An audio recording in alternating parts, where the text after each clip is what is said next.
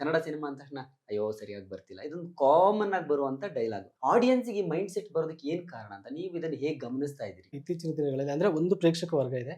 Kannada cinema ಅಂದ ಕೂಡಲೇ ಅಪ್ಕೊಂಡು ಕನ್ನಡ ಸಿನಿಮಾವನ್ನ ಅದ್ರ ಬಗ್ಗೆ ಮಾತಾಡೋದಾಗಿರ್ಬೋದು, ಬರೆಯೋದಾಗಿರ್ಬೋದು, ಆ ಒಂದು ಪ್ರೇಕ್ಷಕ ವರ್ಗ ಇದ್ದೇ ಇದೆ ಖಂಡಿತವಾಗ್ಲೂ. ಯಾಕಂದ್ರೆ ಅದಿಲ್ಲ ಅಂದ್ರೆ ಇಷ್ಟು ವರ್ಷ ಕನ್ನಡ ಇಂಡಸ್ಟ್ರಿ ಆ ಒಂದು ಪ್ರಯಾಣ ಆಗಕ್ಕೆ ಸಾಧ್ಯನೇ ಇರಲಿಲ್ಲ. ಅಲ್ವಾ? ಬಟ್ ಒಂದು ವೆರಿ ಫ್ಯೂ ಪರ್ಸೆಂಟೇಜ್ ನನಗೆ ಏನು ಅನಿಸ್ತಿದೆ ಅಂದ್ರೆ, ಕನ್ನಡ ಸಿನಿಮಾ ನೋಡ್ಬೇಕಾದ್ರೆ ಅವರು ಅದಕ್ಕೆ ಕೊಡುವಂತ ರಿಯಾಯಿತಿಗಳು ತುಂಬಾ ಕಡಿಮೆ. ಬಟ್ ನಾವು ಬೇರೆ ಭಾಷೆ ಸಿನಿಮಾಗಳು ನೋಡುವಾಗ, ಮಲಯಾಳಂ ಸಿನಿಮಾಗಳು ನೋಡುವಾಗ, ತಮಿಳ್, ತೆಲುಗು ಸಿನಿಮಾ, ಹಿಂದಿ ಸಿನಿಮಾಗಳು ನೋಡುವಾಗ ನೆಗೆಟಿವ್ ಆ ರಿಯಾಯಿತಿಗಳನ್ನ ತುಂಬಾ ಈಸಿಯಾಗಿ ಕೊಟ್ಬಿಡ್ತೀವಿ.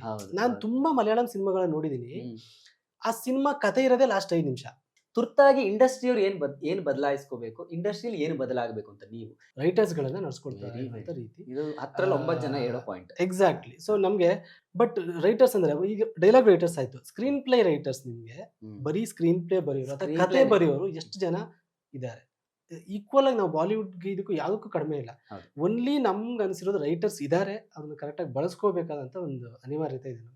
ಇವಾಗ್ಲೂ ಬರೆಯೋರು ಇದ್ದಾರೆ, ಯಾಕಂದ್ರೆ ಬರಹಗಾರ ಇದ್ದಾರೆ, ಬಟ್ ತೆರೆ ಮರೆಯಲ್ಲಿ ಇದ್ದಾರೆ ಅನ್ನೋದನ್ನಷ್ಟೇ. ಎಕ್ಸಾಕ್ಟ್ಲಿ.